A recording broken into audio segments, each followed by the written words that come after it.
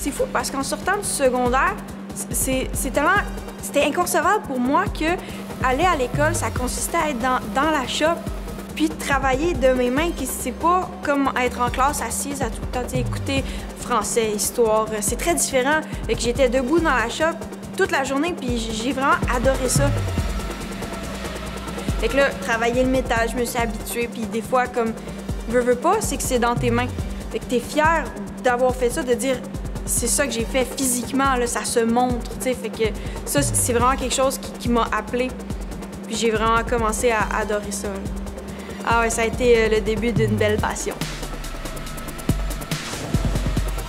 Mon père, oui, c'est sûr que, tu sais, veux pas, il y a une fierté en tant que père de savoir que sa fille veut marcher dans ses pas, mais au début, quand j'ai voulu faire mécanique auto, même usinage, il m'a dit, tu sais, il a pris le temps de s'asseoir avec moi puis de dire, est-ce que c'est vraiment ça que tu veux faire? Parce que je sortais d'une école privée, j'avais des excellentes notes, puis pour lui, c'était comme, est-ce que tu veux vraiment faire ça? Parce que, tu sais, il y a le stéréotype aussi du DEP que c'est pour ceux qui sont pas bons ou ceux qui... Tu sais, puis à l'école où j'allais, c'était le gros stéréotype. Là. Ça sortait beaucoup, on l'entendait souvent, puis mon père m'a demandé vraiment, il a pris le temps de dire, est-ce que c'est vraiment ça que tu veux faire? T'es sûr que tu veux pas t'en aller dans une grande carrière au cégep, à l'université? Puis c'était pas non, ma réponse, mais c'est que je me sentais vraiment appelée par quelque chose d'autre.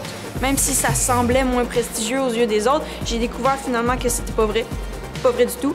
Puis j'ai trouvé beaucoup de prestige à faire ce que j'ai fait. J'ai vraiment aimé ça.